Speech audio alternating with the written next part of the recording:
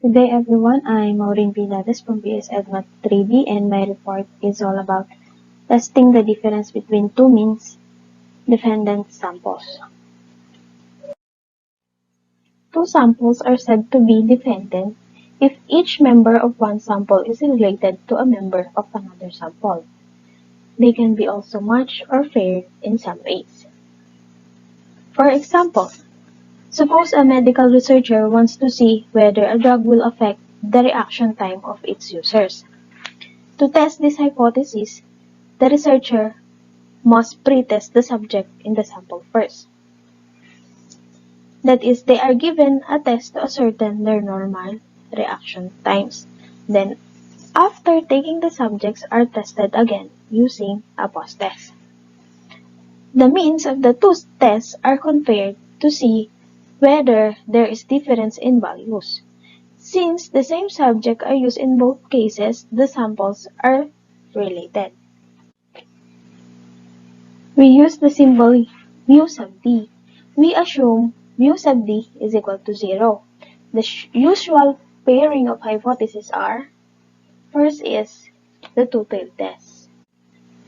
The null hypothesis mu sub d is equal to 0. The alternative hypothesis mu sub d is not equal to 0. While the left-tailed, the null hypothesis mu sub d is equal to 0, the alternative hypothesis mu sub d is less than 0.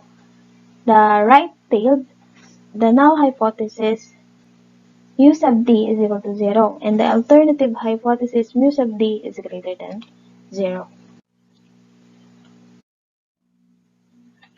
In testing dependent sample, we use a t-test, and there are three conditions must be met. First is sample must be random.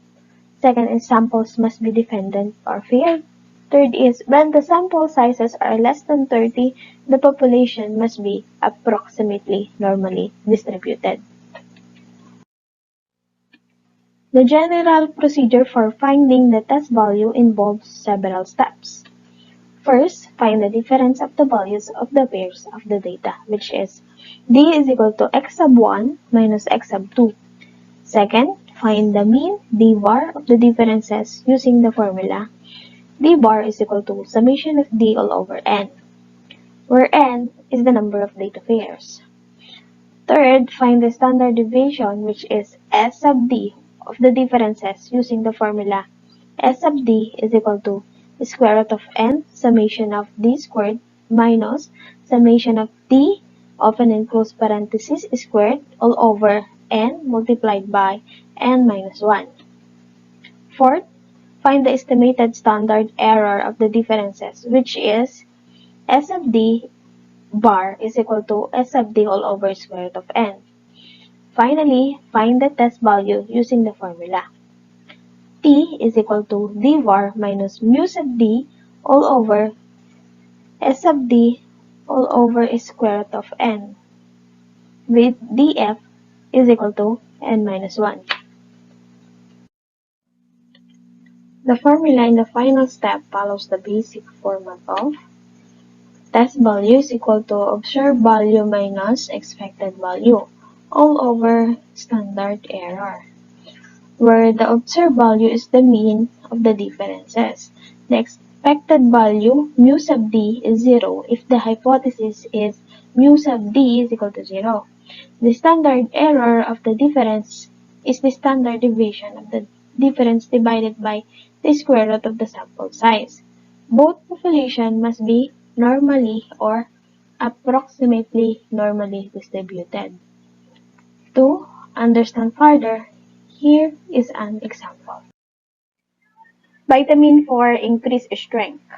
A physical education director claims by taking a special vitamin, a weightlifter can increase his strength. 8 athletes are selected and given a test of strength using the standard bench press. After 2 weeks of regular training, supplemented with the vitamin, they are tested again. Test the effectiveness of the vitamin regimen at alpha is equal to 0.05. Each value in this data represents the maximum number of pounds the athlete can bench press. Assume that the variable is approximately normally distributed. These are the result of 8 athletes' strength before and after taking a special vitamin. To find the test value, we will use the 5 steps. The first one is state the hypothesis and identify the claim. For the vitamin to be effective, the before weights must be significantly less than the after weights. Hence, the mean of the differences must be less than 0. So we will use our null hypothesis is mu sub d is equal to 0 and our alternative hypothesis is mu sub d less than 0. Step 2 is to find the critical value. The degrees of freedom are n minus 1. Our n is the 8 athletes that are selected and given a test of strength. In this case, df is equal to 8 minus 1 is equal to 7. By looking in the t-distribution table, our critical value for df is equal to 7 and alpha is equal to 0.05 is 1.895. That is in the right tail of our normal distribution curve. But we are looking for the value less than 0. Using the normal distribution curve, our critical value for a left tail test with alpha is equal to 0.05 is negative 1.895. Step 3, compute the test value. So we have another 5 steps. Our first step is to make a table. So this is our table. These are the result of 8 athletes' strength before and after taking a special vitamin. Then next, find the differences and place the results in column A. We will use the formula d is equal to x sub 1 minus x sub 2. So 210 minus 219 is equal to negative 9. 230 minus 236 is equal to negative 6. 182 minus 179 is equal to positive 3. 205 minus 204 is equal to positive 1. 262 minus 270 is equal to negative 8. 253 minus 250 is equal to positive 3. 219 minus 222 is equal to negative 3. 216 minus 216 is equal to 0. So, the summation of d is equal to negative 9. Next is to find the mean of the differences. So, we will use the formula d bar is equal to summation of d all over n. So, our summation of d is equal to negative 19. And our n is equal to 8. So, negative 19 divided by 8 is equal to negative 2.375. Next is to square the differences and place the results in column B. So, negative 9 squared is equal to 81. Negative 6 squared is equal to 36. Positive 3 squared is equal to 9. Positive 1 squared is equal to 1. Negative 8 squared is equal to 64. Positive 3 squared is equal to 9. Negative 3 squared is equal to 9. And 0 squared is equal to 0. And the summation of our d squared is equal to 209. So, we already completed our table. Next is we will find the standard deviation of the differences using the formula s sub d is equal to square root of n multiplied by summation of d squared minus summation of d of an enclosed parenthesis squared all over n multiplied by n minus 1, where n is equal to 8, d var is equal to negative 2.375, and summation of t is equal to negative 19, and summation of d squared is equal to 209. So let's substitute. Square root of 8 times 209 minus negative 19 squared all over 8 multiplied by 8 minus 1. So, is equal to square root of 1672 minus 361 all over 56. So, the value of our S sub t is equal to 4.84. Next is to find the test value. Using the formula t is equal to d bar minus mu sub d all over s sub d all over square root of n. Then, Let's substitute is equal to negative 2.375 minus 0 all over 4.84 all over square root of n. So the value of our t is equal to negative 1.388. Step 4 is to make the decision. The decision is not to reject the null hypothesis at alpha is equal to 0.05 since negative 1.388 is greater than negative 1.895. Step 5, summarize the result. So the result is there is not enough evidence to support the claim that the vitamin increases the strength of weight lifters. Another example is cholesterol levels. A dietitian wishes to see if a person's cholesterol level will change if the diet is supplemented by a certain mineral. 6 subjects were pre-tested and then they took the mineral supplements for a 6-week period. The results are shown in the table. Cholesterol level is measured in milligrams per deciliter. Can it be concluded that the cholesterol level has changed at alpha is equal to 0.10? Assume the variable is approximately normally distributed. So this is the table. This is also the result of 6 dietitians before and after who wishes to see if their cholesterol level will change if the diet is supplemented by a certain mineral. So our first step again is to state the hypothesis and identify the claim. If the diet is effective, the before cholesterol level should be different from the after levels.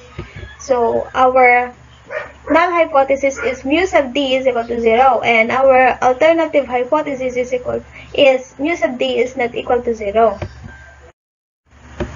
Step 2 is to find the critical value using the t-distribution table. The degrees of freedom are 5 at alpha is equal to 0.10. The critical values are positive and negative 2.015. Using the normal distribution curve, we will plot negative 2.015 and positive 2.015. Step 3 is to compute the test value. First, make a table. So this is the table and the result of 6 dietitian cholesterol level before and after. Next is find the differences and place the results in column A using the formula D is equal to x sub 1 minus x sub 2. So 210 minus 190 is equal to 20. Then 235 minus 170 is equal to 65. 208 minus 210 is equal to negative 2. 190 minus 188 is equal to 2. 172 minus 173 is equal to negative 1. And 244 minus 228 is equal to 16. So the summation of t is equal to 100.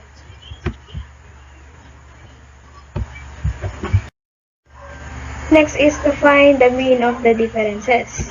Using the formula d bar is equal to summation of d all over n, where summation of d is equal to 100 and n is equal to 6.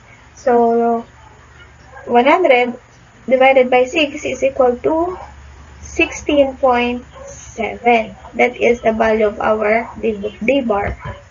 So next is square the differences and place the results in column B. So 20 squared is equal to 400. 65 squared is equal to 4,225. Negative 2 squared is equal to 4. 2 squared is equal to 4. Negative 1 squared is equal to 1. 16 squared is equal to 256. And the summation of this squared is equal to 4,890. So we already completed our table. Next is we will find the standard deviation of the differences. Using the formula s sub d is equal to square root of n multiplied by summation of d squared minus summation of d of n and close parenthesis squared all over n multiplied by n minus 1, where n is equal to 6 and summation of d is equal to 100. So let's substitute. The square root of 6 multiplied by 4,890 minus 100 squared all over 6 multiplied by 6 minus 1. So is equal to square root of 29,340 minus 10,000 is all over 30. So the value of our S sub D is equal to 25.4. So next is we will find the test value using the formula T is equal to D bar minus mu sub D all over S sub D all over square root of N. So our D bar is 16.7 and our U sub D is equal to 0 and our S sub D is equal to 25.4 and our N is equal to 6. So let's substitute 16.7 minus 0 divided by 25.4 divided by square root of 6 is equal to 1.610. That is the value of our T. So step 4, make the decision. The decision is not to reject the null hypothesis since the test value is 1.610 is in the non-critical region. So step 5, summarize the result. There is not evidence to support the claim that the mineral changes a person's cholesterol level. In summary, for testing the difference between means for dependent samples, these are the 5 steps to be followed. Step 1 is state the hypothesis and identify the claim. Step 2, find the critical values. Step 3, compute the test value. And first make a table as shown. Second is find the difference and place the results in column A. We will use the formula D is equal to x sub 1 minus x sub 2. Another is to find the mean of the differences. We will use the formula D bar is equal to summation of D all over N. Next is we will find the square differences and place the results in column B. We will use the formula D squared is equal to x sub 1 minus x sub 2, open and close parenthesis squared. Then find the standard deviation of the differences using the formula S sub D is equal to square root of N multiplied by summation of D squared minus summation of D, open and close parenthesis squared all over N multiplied by N minus 1. Then find the test value using the formula T is equal to D bar minus mu sub D all over S sub D all over square root of N. Step 4 is make the decision if you will reject or not reject the hypothesis. Step 5, summarize the results. The p-values for the t-test are found in table F. For a two-tailed test with df is equal to 5 and t is equal to 1.610, the p-value is found between 1.476 and 2.015. And thus, the null hypothesis cannot be rejected at alpha is equal to 0.10. If a specific difference is hypothesized, this formula should be used. T is equal to D bar minus mu sub D all over S sub D all over square root of N, where mu sub D is the hypothesized difference. For example, if a dietitian claims that people on a specific diet will lose an average of 3 pounds in a week, the hypotheses are mu sub D is equal to 3 and the alternative hypothesis is mu sub D is not equal to 3. The value 3 will be substituted in the test statistic formula for mu sub D. Confidence interval can be found for the mean differences with this formula. So let's now find the confidence interval for the mean difference. Using the formula between mu sub D is D var minus T sub alpha over 2 multiplied by S sub D all over square root of N and D var plus T sub alpha over 2 multiplied by S sub D all over square root of N. Our DF or degrees of freedom is equal to N minus 1. Now let's find the 90% confidence interval for the data in cholesterol level. where d var is equal to 16.7 and t sub alpha over 2 is equal to 2.015 and our s sub d is equal to 25.4 and our n is equal to 6. Now let's substitute. Between mu sub d is 16.7 minus 2.015 multiplied by 25.4 all over square root of 6. And 16.7 plus 2.015 multiplied by 25.4 all over square root of 6. So, between mu sub d is 16.7 minus 20.89 and 16.7 plus 20.89. So, between mu sub d is 4.19 and 37.59. Since 0 is contained in the interval, the decision is to not reject the null hypothesis, which represents h sub 0, mu sub d is equal to 0. Before I end, we will try to use Excel in doing a hypothesis test for the difference between means using dependent samples.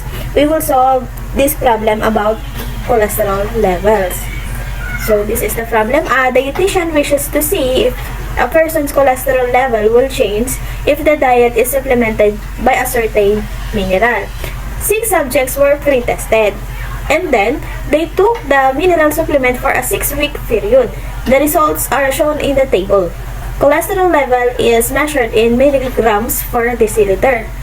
Can it be concluded that the cholesterol level has been changed at alpha is equal to 0.10? Assume the variable is approximately normally distributed.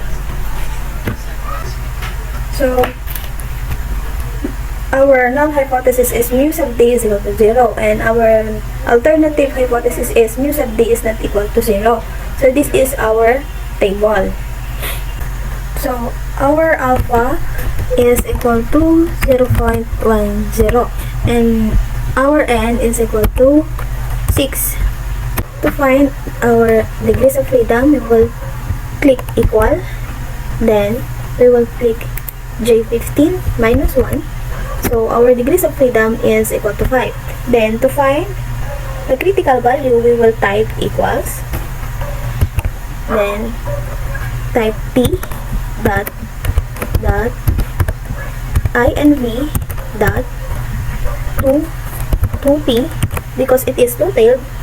Then, we will click alpha, our alpha, then, comma, then our degrees of freedom. So, our critical value is 2.015. So, we will reduce it to 3 decimal point. Our next step is to fill in our table. In column A in our table, we will calculate the differences of each subject. We will type equals. Then, click B15 minus C15. Then, enter. Using cell references, it will allow us to fill down in column A in our table to automatically subtract for each subject. So, in column B in our table, we will square all the values. So, we will type equal sign, then 20 square raised to 2. So, next is we will type again equal sign, then 65 raised to 2, then equal sign, negative 2 raised to 2 is 4, then equal sign, 2 raised to 2 is 4 again, then equal sign, negative 1 raised to 2, and then equals to 1, then equal sign again, 16 raised to 2, then it is 256. Then, to find the mean of the differences, it can be found using equals, then type average,